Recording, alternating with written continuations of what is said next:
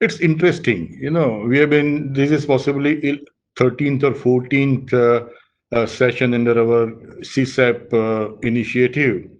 And I'm very happy to share that apart from the conventional topic of manufacturing, medical device, and other related regular pharma healthcare related topics, we also did touched upon new technology or disruptive technologies, which is going to play a huge role in healthcare and pharma. We talked about robotics. We talked about 3D printing in healthcare. We talked about drones and delivery using drones for delivery. Yesterday, we had an excellent session on stem cell therapy. Today, we are talking designer babies, whether it is an ethical horror or a dream delight. We will discuss. Could be both, could not be either. Next week, we are going to discuss biobanking, another very futuristic topic, and also going to discuss AI and healthcare also next week. So, as a part of entire technology in healthcare, we thought of talking and discussing a lot. And I'm very happy on today's topic on designer babies. I have Huzefa with me, who leads, as you know, the disruptive technologies and techno enthusiast to share his views on this particular science. Now, before we move on to the proper discussion, let me uh, quote and explain you what exactly we are going to talk. Roger Highfield of Telegraph interviewed Hawkins. And what Stephen Hawkins said, I quote him, with genetic engineering, we will be able to increase the complexity of our DNA and improve the human race. But it will be a slow process because one will have to wait for about 18 years to see the effect of changes to the genetic code, unquote. And this intrigued me. I think I read it many times. In fact, this is the first quote in our research paper titled Designer Babies in India. And I did some research. When did he speak this? And I was so happy in a way that it was October 18, 2001. That was exactly 17 years, 8 months, and 2 days from today. So I think we are already in the 18th year, as Stephen Hawkins mentioned. And on October 17th, we are going to complete 18th year. So possibly we are absolutely at the level where we are going to see something. So many researches have happened. There are certain incidences across the world in China, Europe, and some places in US. Also, people are working on this. Some type of research also is happening in India on genetic engineering and genetic manipulation. So let us first understand what exactly we are going to talk today. Now, genetic engineering is a very interesting science, not a new science, but the applications, the research that is happening on genetic engineering is multifold. And I'm sure when we talk about healthcare, I'm going to touch upon designer baby a bit later.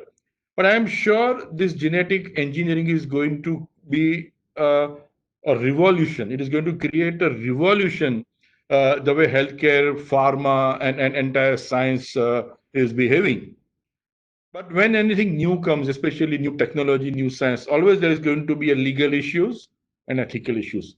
What I personally feel, the genetic engineering, what we are going to talk, not only in India but across the world, is going to create a huge impact on human lives, on the way we live, and possibly value system.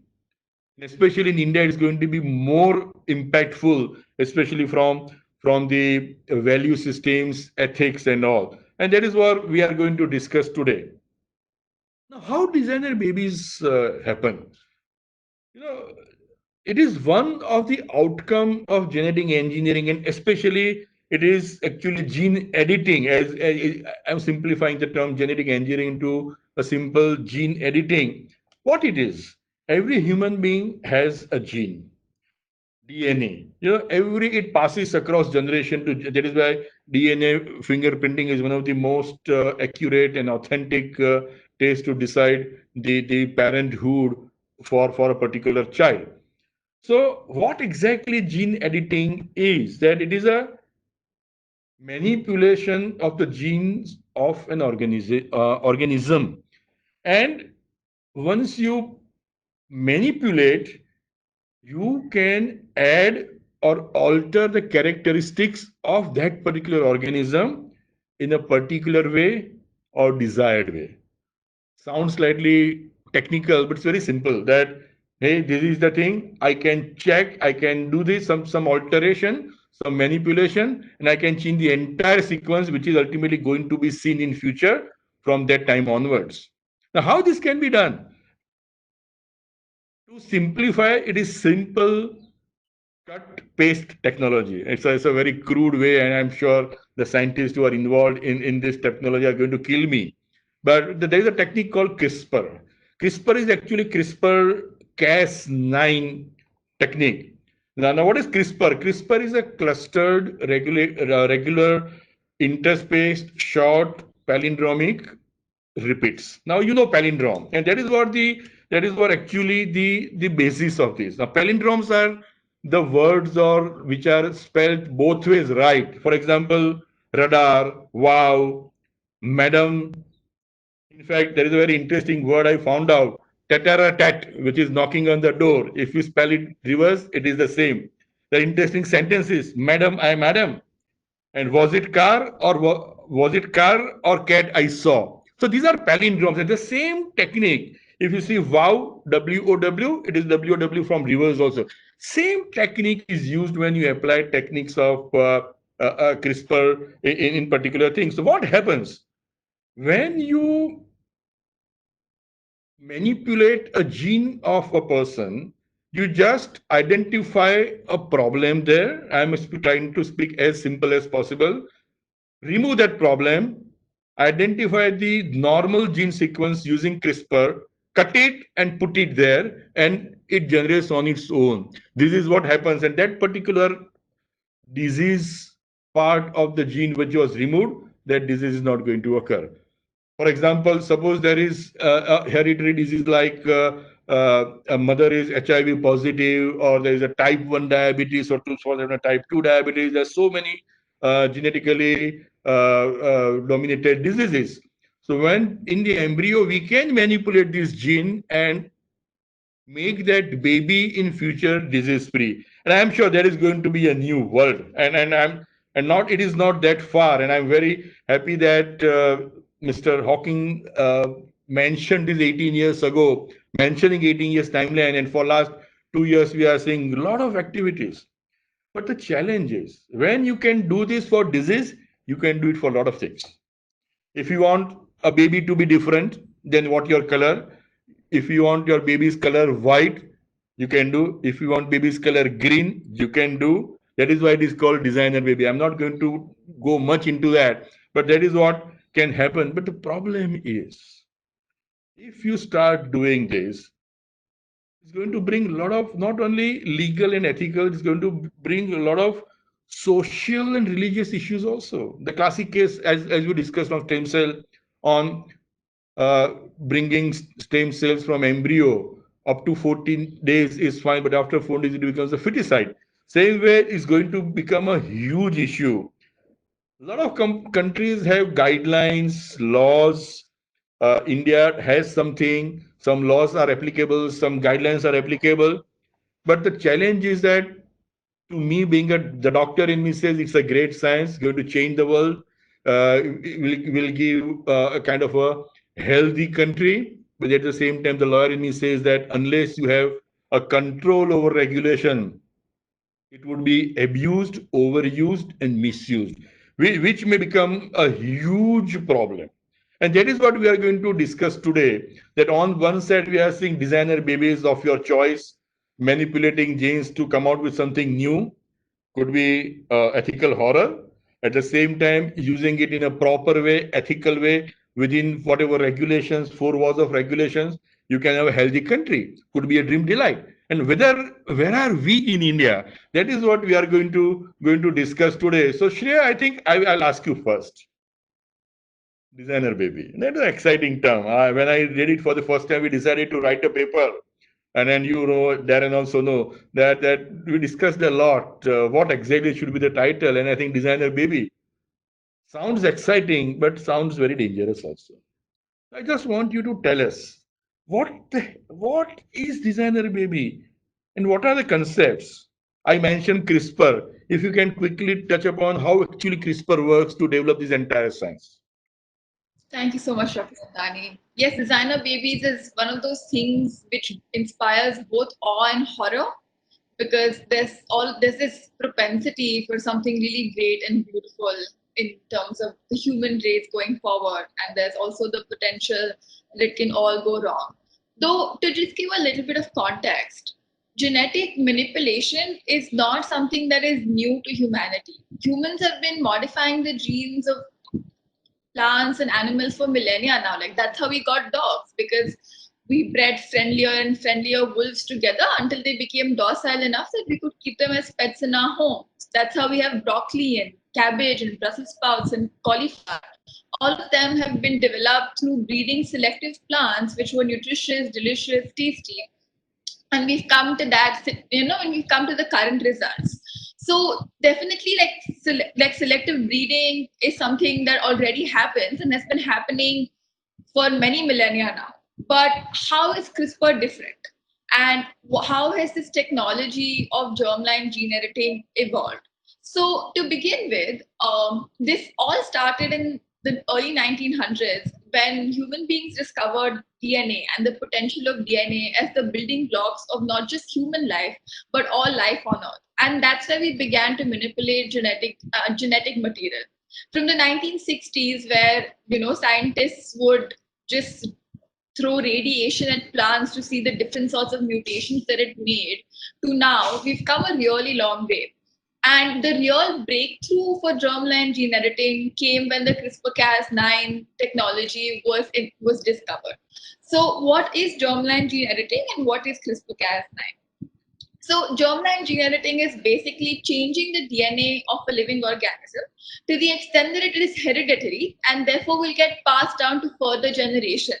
Which means that in context of a baby, if you change the genetic sequence of that child may be born with the genetically changed sequence. So, for instance, if the sequence was changed so that the hair color is different, it's blonde and not brown, the difference between just dyeing your hair blonde versus genetically altering your hair to be blonde is that if you ever have a child, your child is also likely to have blonde hair because that's in your genes now. So that's the biggest difference between any sort of previous alterations and germline gene editing. And that's why the repercussions of germline gene editing are so massive because they're not limited to one individual or a set of individuals who undergo the procedure. It defines future generations to come. Secondly, what is CRISPR-Cas9 technology? So essentially, what CRISPR is, like you very rightly pointed out, Dr. Nathani, it is clustered, regularly interspaced short palindromic repeats, which is a sequence of DNA. And what CRISPR does is, or how the technology essentially works, is that in conjunction with a protein called Cas9, it allows scientists to identify any particular gene in a living organism. So suppose I wanted to find out what is the gene for diabetes. And after years and years of research, the scientists have figured out that this is the gene that most people who are prone to diabetes have. What the CRISPR-Cas9 technique allows you to do is to cut out that portion of the gene, the genetic sequence that is more prone in diabetic people, and replace it with another genetic sequence, which maybe is less likely to cause diabetes in the humans in whom that gene exists.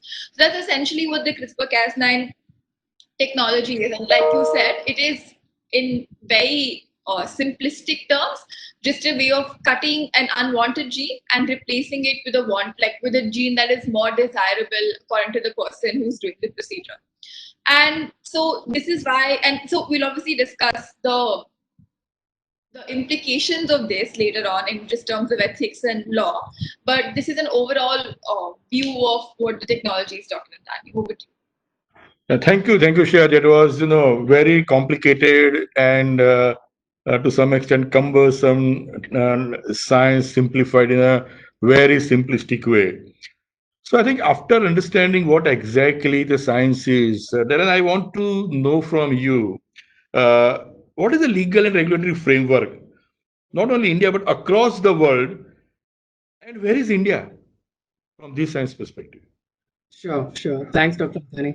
I think it's safe to say that most countries across the world are being very careful in what they are permitting or not permitting when it comes to germline gene editing. And India is no different. So I think I'll cover a couple of countries before I get to India. And I'll start with the USA. So the USA has been quite restrictive in terms of what they are permitting in terms of the research. And the National Institute issued guidelines which pretty much said that they would not entertain any application with respect to germline gene editing. But later on, there was also another body which is called the National Academy of Science. And this body reports to the government in matters of science itself. And they did, to some extent, give a sort of green light to germline gene editing, but in a very, very limited scenario. And they have made it very restrictive in terms of making sure that there is a license provided for that purpose. And there are a multitude of conditions which need to be fulfilled before such a activity can take place. For example, there needs to be an absolute absence of any other reasonable alternatives, and it can only be used when it relates to preventing a particular disease or condition.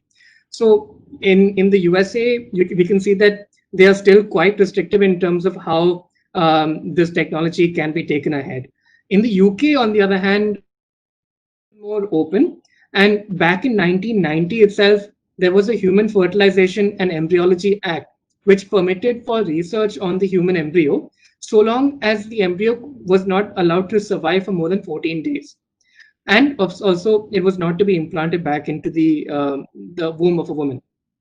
But later on, in 2015, another legislation was put in place, which is called the Human Fertilization and Embryology Mitochondrial Donation Regulations.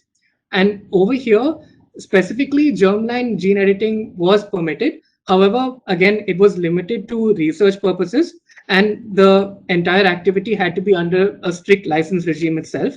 And in one instance where the license was granted, the permission was granted for research up to 7 days of the embryo itself, after which the embryo had to be destroyed. Now, in China, things are a little different.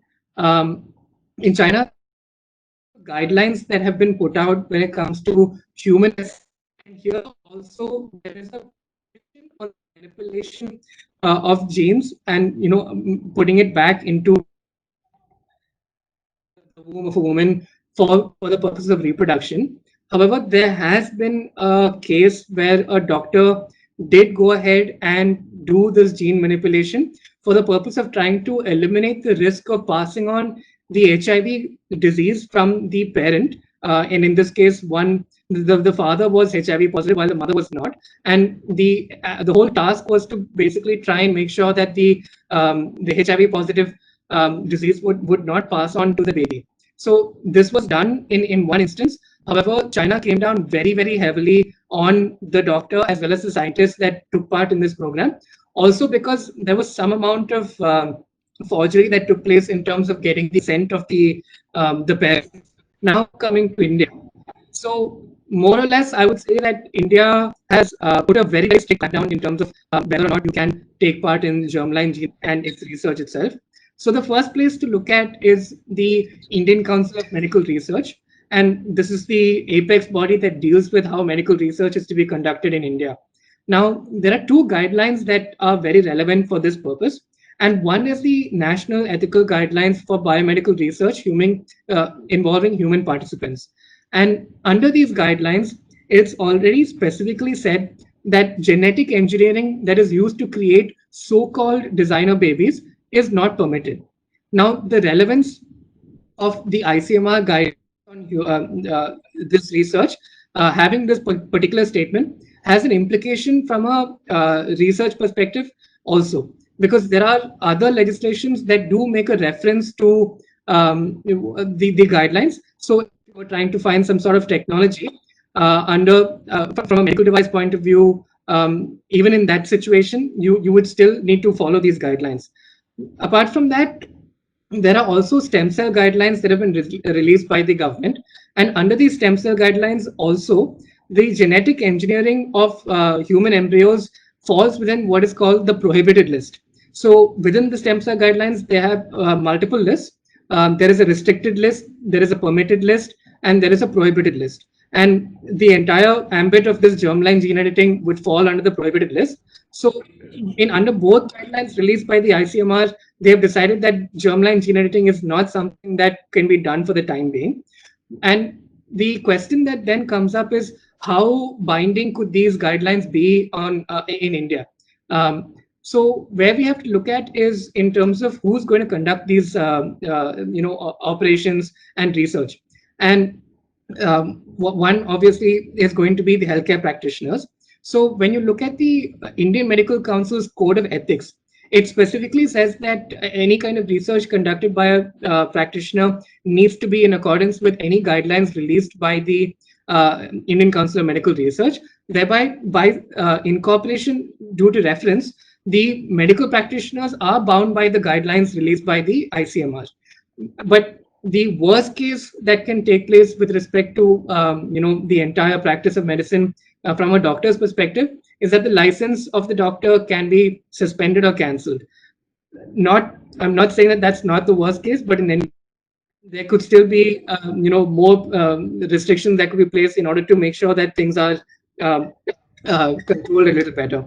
Apart from this, I think I'll just touch upon one additional point, which is that in India we also face difficulties in terms of sex selection, and we have the Preconception and Prenatal Diagnostic Techniques Act of 1994, which was also amended to basically say that using any sort of method to try and improve your chances to conceive a particular kind of sex is also prohibited. So more or less, this is where we stand both globally and in India. And with that, back to you, Dr. Antani.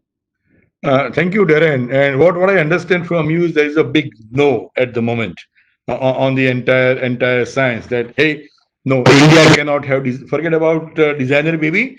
Possibly this entire science, which possibly is a concern.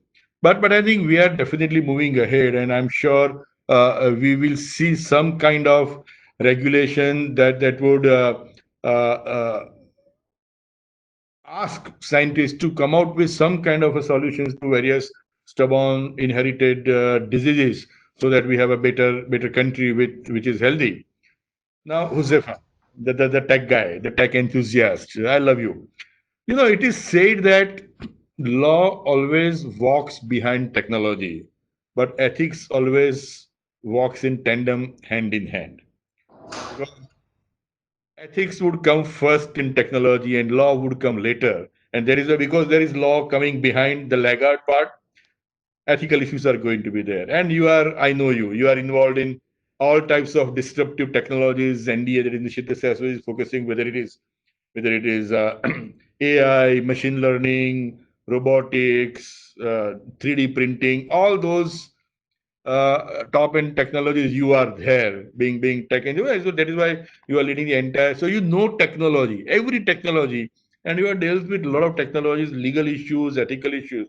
So I just want to understand from you in this particular science what we discussed, germ cell editing or genetic engineer sorry what could be or what are the ethical as well as more ethical concerns. It could be if one can do, one should do something like that. So just I want to understand from you how exactly the ethics would behave in this science. Absolutely. Thank you, Dr. Anthani. And I think a lot of credit to Shreya and Darren, who so succinctly, have explained this complicated topic so far. From a background perspective, right? Technology disrupts or gets disrupted. Now, for anything to be implemented, any new technology, of course, law will take time to evolve. But there is one fundamental thing which has to happen for something to get implemented. The underlying premise is that people need to accept it, and this is where culture, ethics, socio demographies actually come into play. That even if there is something for the taking, like say if gene modification is permissible tomorrow, to what extent will it be actually accepted at a larger society, at a pan society level? From this perspective, I think the key being that if something like that would be offered to the public at large, would we, be creating a different level playing field? Because we need to understand that the research which is going to be undertaken, and once it's offered, it's not going to come at a low price or at a cheap price. It is going to be expensive. It is going to target a certain strata and certain segment of the society, which is going to leave majority of the population of the world would probably not be, would not have the benefit of something like this. So what ultimately is going to happen, right?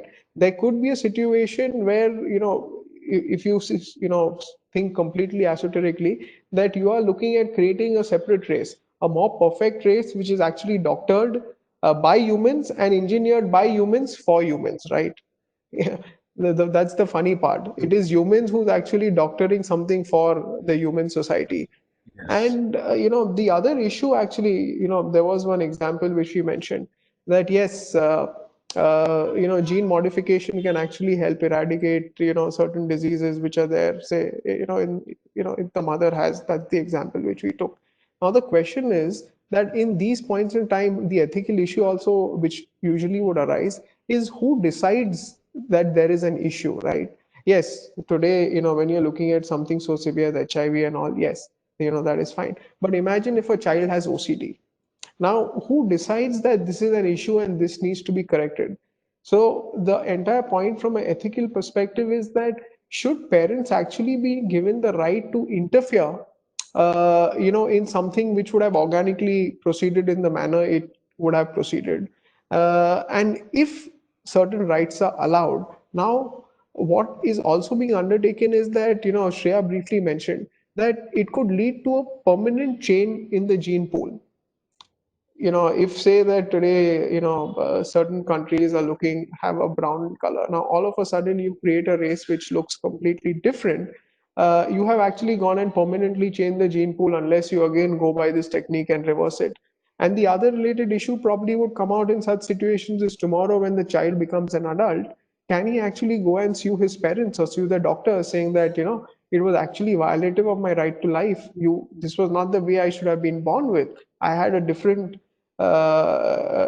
biological order to me, but you have gone and voluntarily changed it. And, this is completely in violation of a certain right of mine.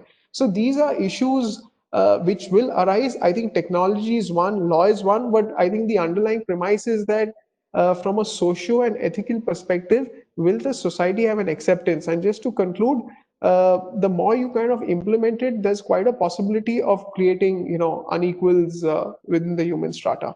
Over to you, Doc. Thank you, Joseph. I think very, very nicely put, and with a very different dimension to entire science. Yes, technology one part, but the equality issues and human doing something for human and leading to some ethical issues. Very, very interesting points. And thank you for that. So Shreya, Josefa touched upon the technology and the issues that can happen. But would you tell us what are the recent medical and technological advances that have happened in this field quickly? Sure, Dr. Antani. So, one of the more interesting and also possibly on a lighter note, we've managed to manipulate the genes of chickens so that they have more meat. We've done genetically manipulated frogs. We have a cloned sheep. We even have fish that glow in the dark. So, really, like in terms of animal genetic testing, we've come a long way, and it's become one of those things that we're exploring and humans actually happen to be good at. But in terms of recent developments in the human world, I think the thing that most people would be aware of also is the experiment that happened in 2018 in China, where a Chinese doctor manipulated the genes of embryos such that they would not be born HIV positive. Now, this was a real risk in term for those children because all three fathers were HIV positive, and so it was suspected that the children would also have an HIV positive, would also be HIV positive when they were born.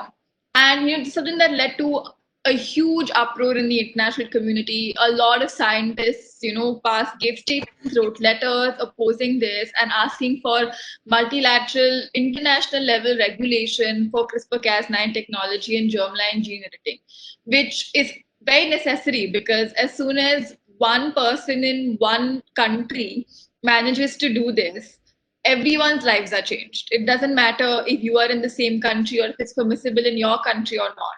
It has to be permissible everywhere or nowhere. Otherwise, it possibly just worsens the inequality.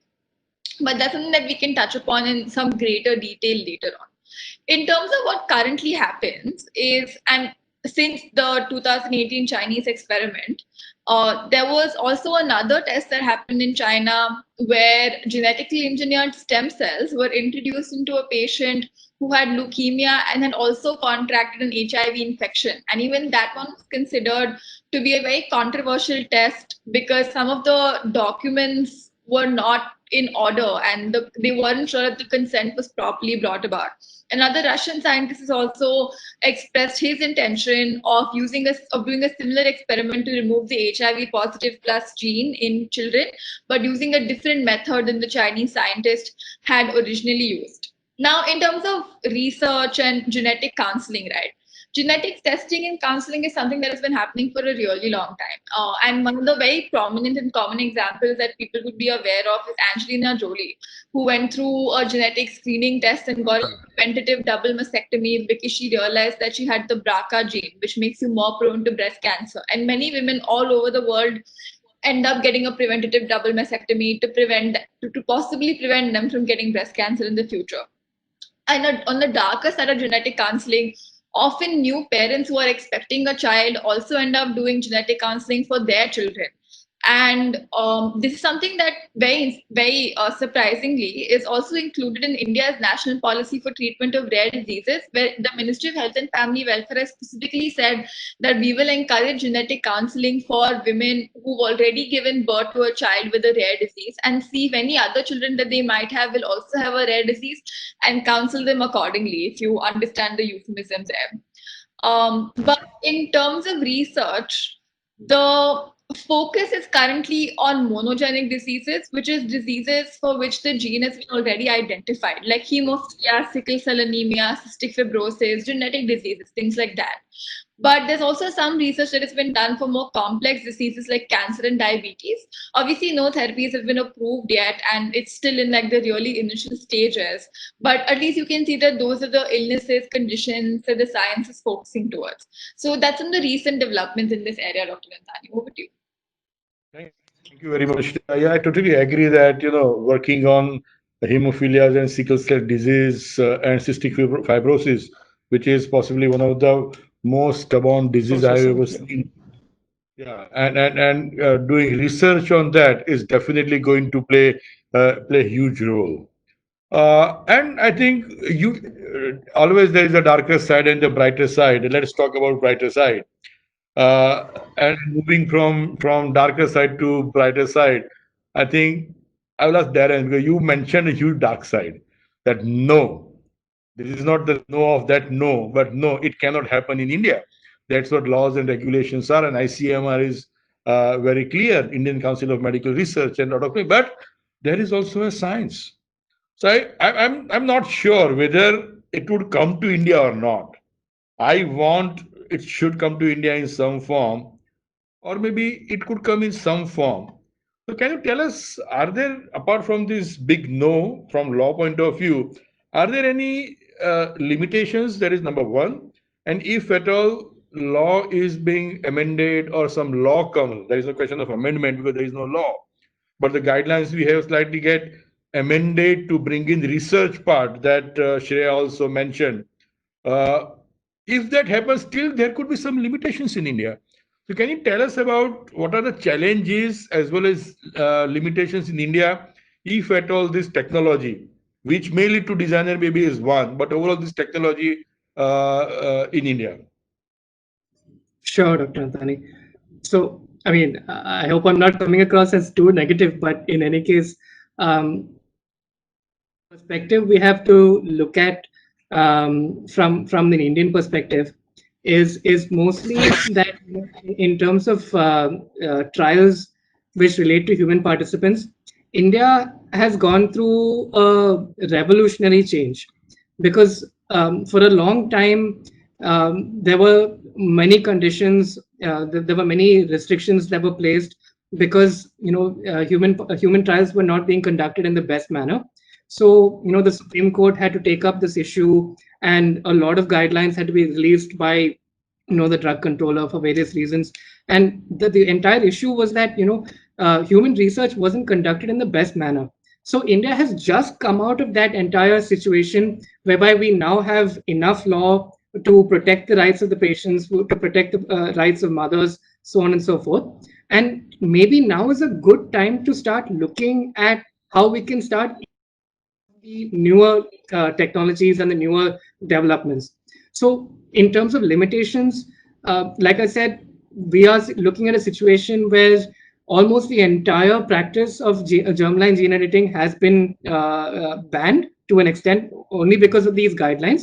Now, I think I'll also focus on the legal force behind these guidelines as well. So, as I mentioned, the ICMR, they have two guidelines. One is on the ethical guidelines on research in human participants, and the other is on the stem cell therapy and its research. So, to some extent, as I mentioned, the medical code of ethics that govern doctors, because of the way in which the ICMR guidelines have been referenced into it, there is some force of law to it, so that there's some check and balance to make sure that at least practitioners are not getting into that area. But when it comes to the stem cell guidelines, the guidelines remain guidelines in its entirety because it has not been incorporated into any law for the time being.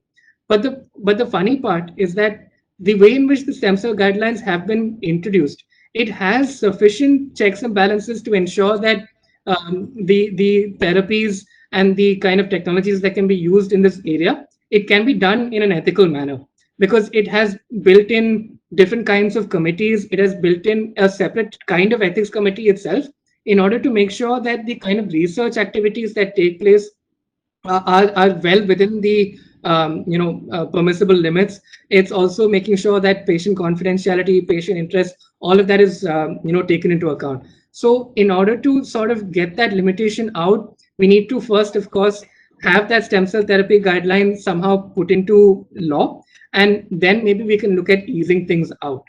Now that the research side. On the commercial side, there is again a lot of restriction, and this comes again from a recent amendment to the medical device law, Yes. whereby all medical devices have come under regulation. And so that means that if the CRISPR technology were to be applied in some form, it has to then make its way into some sort of a device. And because the medical device rules today basically say that any sort of research that needs to be conducted has to be in line with the ethical guidelines released by the ICMR, where approval for such a research activity in order to obtain a marketing approval for that device itself will not happen because of the blanket prohibition that the national ethical guidelines currently have. So, because of these issues right now, there are some challenges that we're facing, but I do also agree with you, Doc, that there is definitely a bright future, at least for the therapeutic application for designer babies. Over to you, I, Dr. Antani. I totally agree. Yes, I think India needs to take baby steps for designer babies. Let me put it that way, especially from therapeutic point of view. So, Uzefa, Darren talked about various challenges and limitations, but I want to go to slightly different tangent. India has a very interesting socio-economic as well as geopolitical nature. On this particular science, do you see any specific challenge considering that scenario, the socio-economic nature of country, geopolitical nature of the country? Absolutely. So, I think India, any which ways, is very uniquely placed, right? If you just see from its population being one aspect, but how the population is actually divided itself is very unique. So, at a macro level, if you see, broadly 65% of India's population is still, in its rural areas, and broadly 35% is in its urban areas. As a country, we officially speak 22 major languages, and there are over 750 dialects. It's a multifaceted religion country, and the subcastes and castes go over 3,000.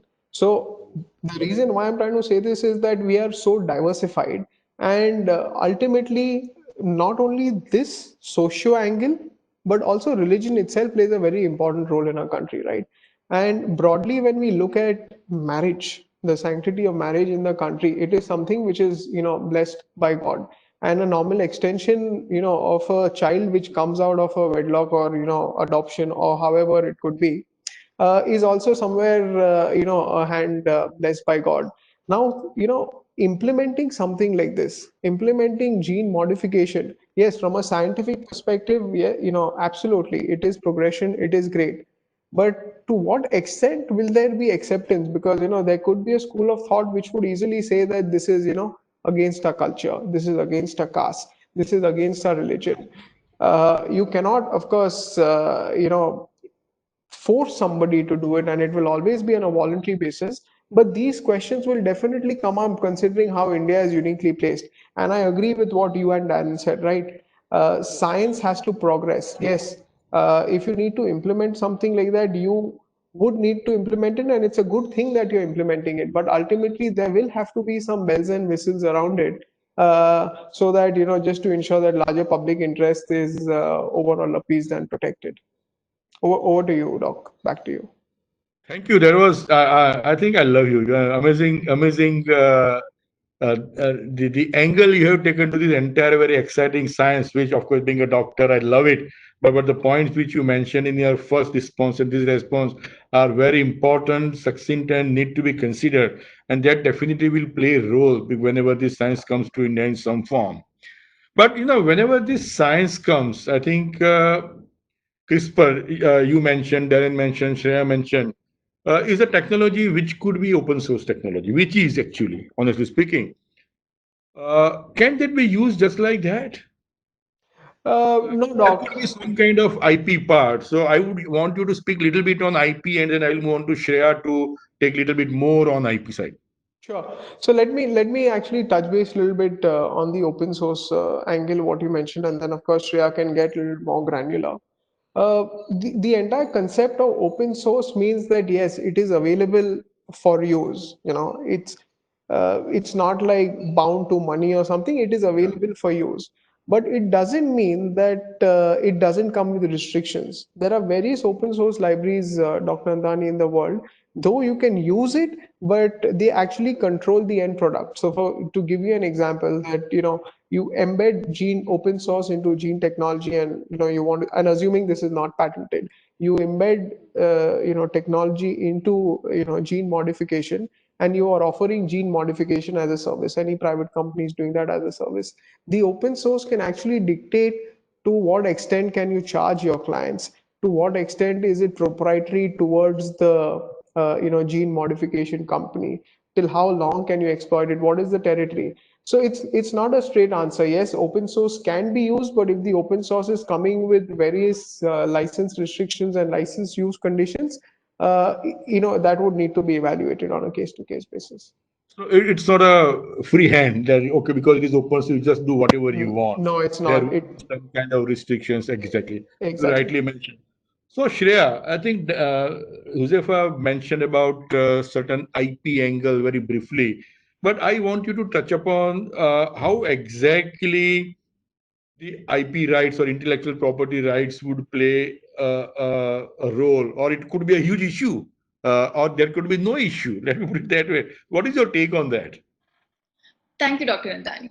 So, first off the bat, it's important to remember that allowing or not allowing an invention to be patentable has nothing to do with whether research is permitted or not. So, all the things that Darren has said about the legality of it and about being able to do it in India is completely separate. The issue of patentability comes on the issue of commercial exploitation. So now you've done the research.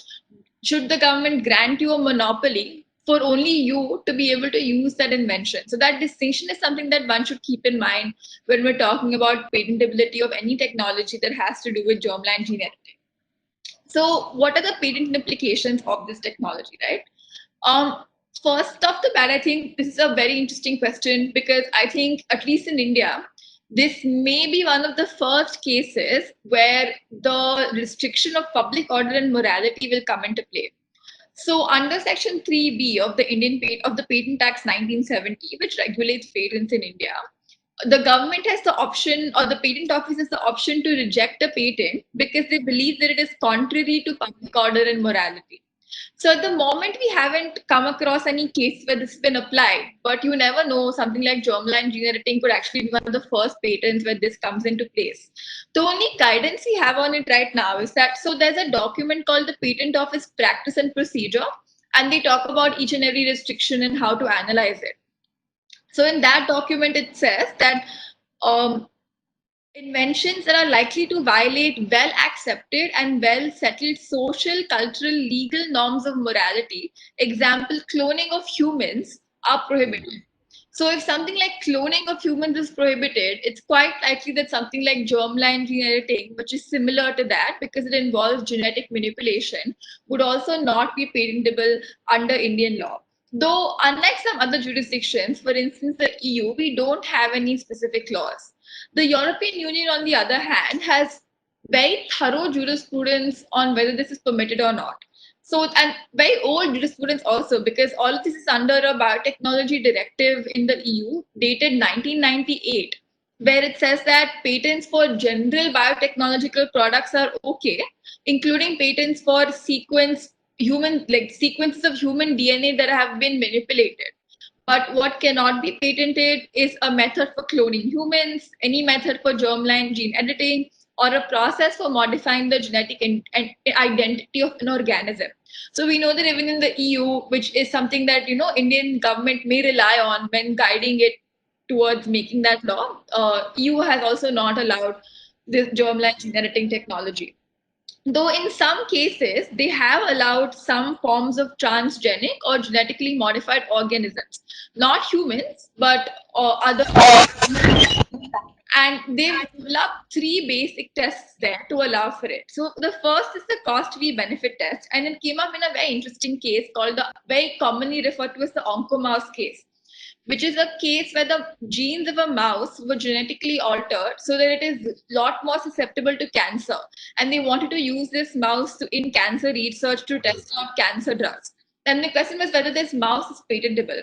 And the courts held in the US that and so in the US the patent was granted, and then they came to the EU to get a patent here, and then the patent office said, listen, we don't. Initially they weren't sure if it's patentable, but ultimately they held that the benefit that comes to cancer of the mouse suffering, so it's patentable. In the separate case, there was also an upjohn mouse, which was more prone to losing hair to test drugs for balding. But that mouse was not granted a patent because the court decided that, balding is not as important as cancer. Please, guys, stop coming. So that's one of the interesting cases on this. The second test that was laid down was the unacceptability test about whether it's socially unacceptable. And this was in the context of transgenic plants, genetically modified plants. But here the court said that at least transgenic plants are patentable and that's permitted. And the last one is public abhorrence, which is about the patenting of a parthenogenic, an embryo that has gotten to the stage of embryo by the process of parthenogenesis, which is essentially a chemical process through which an unfertilized egg can become an embryo. So you don't need the sperm cells. And this embryo is not technically capable of becoming a full human being because it only has the mother's cells and not the father's. So the question was about whether the process, but whether one, the process could be patented, and second, about whether the embryo itself could be patented. The parthenote is what it's commonly known as, after Athena, if I'm not mistaken. So this is one of so these are some of so and even in this case, the embryo was considered to be patentable, mostly because it wasn't considered to be an embryo in the first place because it did not have the father's cells, and it only had the mother's cells. It was never capable of forming into a fully functional human being. So these are some of the interesting cases surrounding germline gene editing, and they may have applications in the future in the context of designer babies should this technology really come to power. Over to you, Dr. Nandani. Thank you, Shreya. I think that was very interesting, and I found very intriguing and technical and complicated also. But if I were to ask you to sum up, what is IP in this science? What is your take? Maybe one line or two lines, if you want to say. So what could be patented is either the process for germline gene editing. So if you figured out a way, maybe even better than the CRISPR-Cas9 technique to edit genes, that's one. And second, and more interestingly, if you've genetically modified a gene, you could technically patent that gene sequence itself. So while normally human DNA is not patentable because it is something that is naturally existing in nature, there's like some space to say that a modified genetic sequence might be patentable. So it's possible that people have like, you could have like a future where there are treatments where they say, I can give you this really different kind of silvery shiny hair, and I have monopoly over the genetic sequence that gives you that kind of shiny silvery hair and no one else has it. So maybe that's a possibility also. Oh, I think, yeah, that is what I wanted to know. And that is where I think this science becomes very challenging, interesting, and exciting also. And Doc, if I can add sure, one sure, thing please, to the IP part, I please think go ahead. just one small caveat, right? The three basics fundamentals of a patent are it has to be novel, it has to involve inventive step, and Yes. lastly, it has to be capable of industrial application. So when it comes to gene modification, I think the first two are obvious that they need to be fulfilled.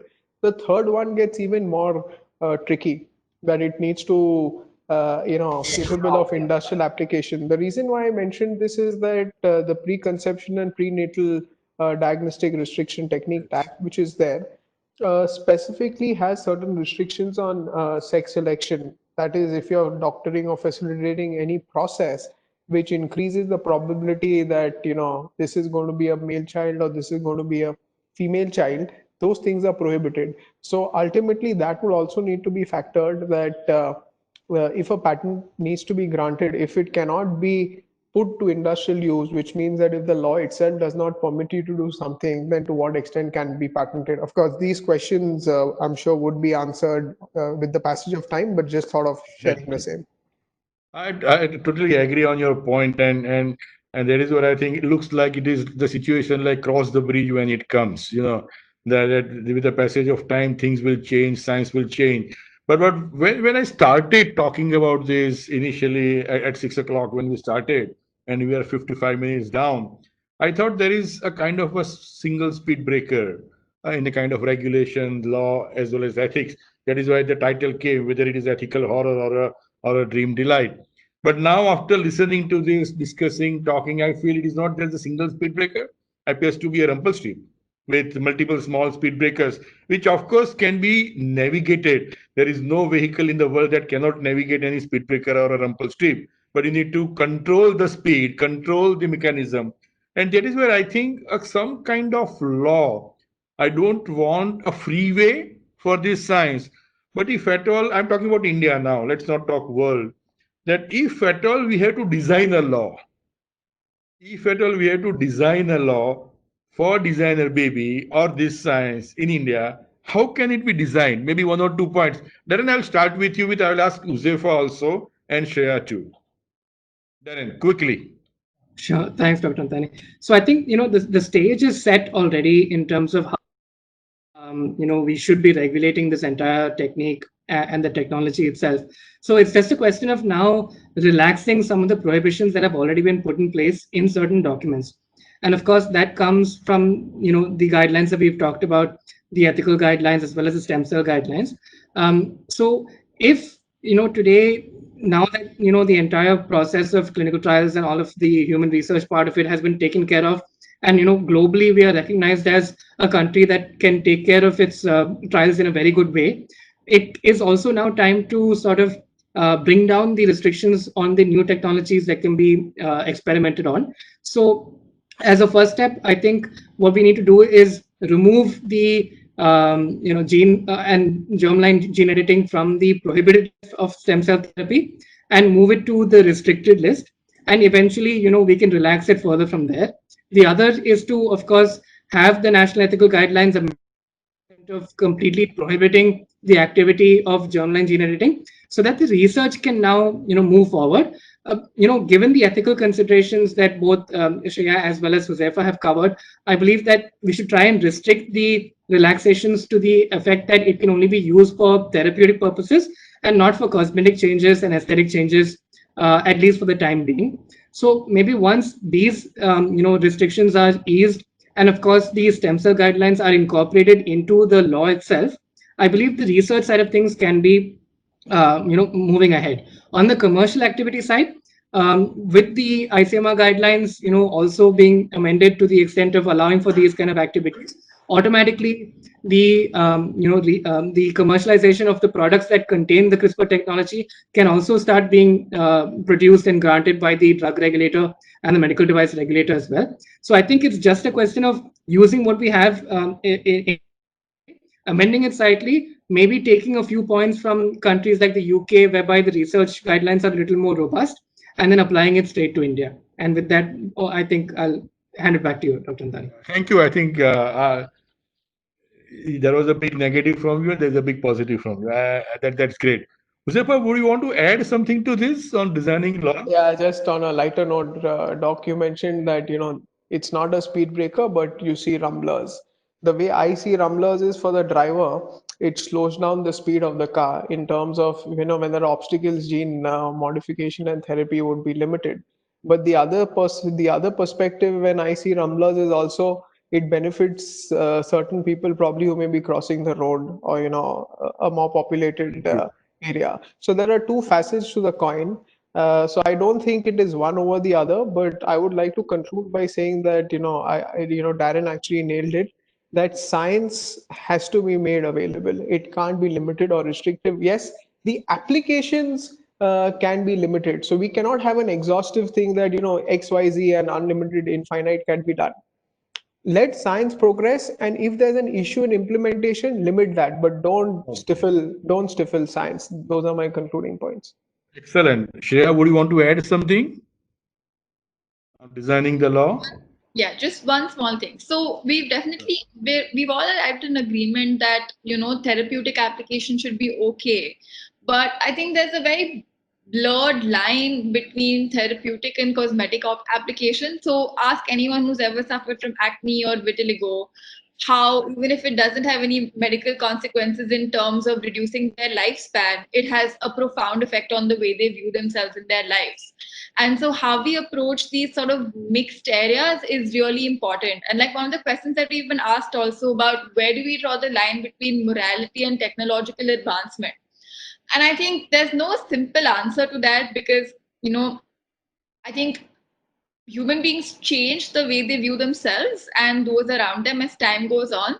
So there's a very real risk, or I wouldn't even say risk, maybe benefit if you view it a different way, that you start out with just therapeutic applications for this technology and then you broaden it to allow applications for different things if um, if people change their mind later on and the technology becomes more accessible. And I think a really important policy perspective thing that can be kept in mind is that the propensity for germline gene editing to do harm is only when someone decides to reproduce, which means that if my genes were hypothetically to be altered as an adult and I did not reproduce, that change would end with me. So I think that's a really important limitation, like important caveat to be considered when exploring a broader set of applications for germline gene editing, about just making sure that we make these changes in such a way that they're not passed down to future generations. So we get the benefits without having to incur maybe some of the costs. So that's my 2 cents on the topic. Very, very true. I think I'm absolutely in tandem with all three of you. And we have covered few questions. We have one question. But before we move on to question, if Nishit Bhai is around, I'm not sure with his if he's online. I think he is not there. Maybe he was busy because he's the greatest. He's a person who is absolutely technology lover, believes that technology is the greatest enabler, and I wanted his view also on this excellent technology from his point of his experience. But maybe later we will have him talk on this. So, Husefa, I think there is one question which I want you to touch upon first, and if Shreya or Darren, you can add. The question is from Meghna P. The question is, the mouse was patented for research on cancer cure, as mentioned by Shreya. But where do we draw the line between morality and technological advancement and patenting? Sure. So I think there are three separate issues, right? To be honest, yes, you can look at them through one lens, but Meghna, I think there are three separate issues. Morality will always remain independent of, whatever you do. Technological advancements will any which ways happen. Now, the whole point is that when there's a technological advancement, is it being capable of a patent, or can, that technological advancement be patented? Morality, yes, that will come in tandem. So the way I would look at it is that the moment we are trying to patent something, and as Shreya discussed, the entire law when it comes to patenting gene therapies in India, if it can actually happen as a process, because the fundamental principle is, if there's something existing and you found it, it cannot be capable of a patent. So to just find by a certain research that this is a gene, and within that gene that this is blonde hair, that is something which is already existing. You have just merely discovered it. It's already existing in nature. So those things will be difficult. But trying to patent a process, or trying to do something where you are actually doing something therapeutic, that is something which will need to be evaluated, one, from a patent law perspective, and also whether I gave you the example, whether it is actually capable of industrial application, and considering the legal landscape, actually would a patent be actually granted? And Shreya, over to you, to add. Before Shreya answers, Mukesh, can you unmute Nishit Bhai? Because he's there, but I think he's muted by us. Please unmute Nishit Bhai. Yeah, over to you, Shreya. I think, like I said, I think it's not possible to always be able, like you can't weigh costs and benefits in numbers. I mean, as utilitarian as we would like to be, not everything comes with like a positive and a negative sign next to it. But I think the best that we can do is sort of be guided by the ethos that we all currently have in terms of what we deem acceptable and unacceptable, what we deem to be a therapeutic application versus a cosmetic application, and let that standard for morality evolve over time. And it, again, like Ishti said, it's really important to keep in mind that patenting and technological advancement and morality are not necessarily always connected, and they often function in independent spheres, though obviously every act, including whether you grant a patent or whether some sort of research is allowed or not, has ethical implications. But if you take steps, you can minimize or mitigate the negative implications as far as possible. Thank you, Shreya. And I think I'll take liberty to have 4 or 5 minutes more because Nishit Bhai was somehow was muted and now is unmuted. So Nishit Bhai, your quick views maybe for 2 3 minutes on this entire technology or a science, and you encourage us to come out with a research paper on designer babies. So I just want your views, Nishit Bhai. I think Josefa summed up in good ways that I think somebody else said that that there should not be much restriction on the research. The application, I think all three of them said that, is something that we need to be little mindful. As far as question of morality and ethics is concerned, it changes from time to time. Okay, what was completely immoral one time becomes moral, it becomes part of life, and sometimes it gets other way around too. So it's all a philosophical issue, but there are a number of advantages to this whole new technology that is coming up. So if within right checks and balances, if we use this, will be a great boon for the humanity as a whole. And I think we cannot be a laggard, at least we have to be alongside. It's most of the thinking comes from the West at times. Okay. Now, of course, in some way, China also learned, so we can also learn from anywhere. And we should also begin to think ourselves at times. Fortunately, at least there is a tendency to adopt the guidelines or regulations from other countries, as was said, England, the US, or China, or wherever it is. So, a comparative understanding would be very useful, but we have to apply our own mind and decide what do we want. And I again say that you create the world that you want. So this has huge benefits actually, and both this technology, stem cell technology, and other ones. There's so many advantages. You are seeing so many people suffering from so many things. And you can take it out. The only thing is that where you could limit the times and yes, some of you might want to read the book called Driver and the Driverless. Now we are going to have driverless cars, but who's going to drive it? Okay, so it is going to be a machine, and if animal comes in front of the car, what should be done? That is what we have to decide, whether one should kill animal or somebody passenger inside suddenly braking and injuring the passenger. So those are kind of stuff that we'll have to really ponder on. But more discussion and the kind of discussion that you had, it was brilliant. I must compliment all three of you. The depth, for the width of the whole space was brilliant, and I must congratulate for a very insightful discussion today. Thank you so much. I think very, very rightly put by Nishit Bhai, Darren, Huzefa, and Shreya that it is the science which is important and may not be the application of science which may pose certain ethical issues.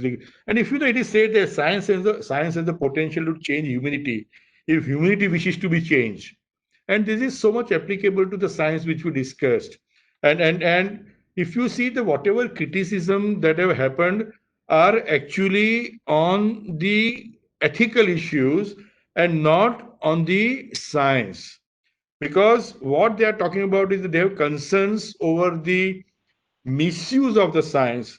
And because as Nishit Bhai and Darren and Huzefa mentioned, if science is used properly, there is a huge potential to create a disease-free and healthier tomorrow. And science cannot regulate humans.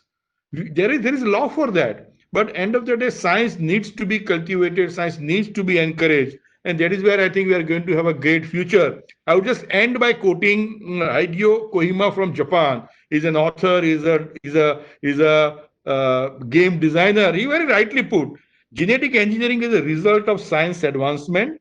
So I don't think that in itself is bad. If used wisely, genetics can be beneficial, but they can be abused too. So you decide.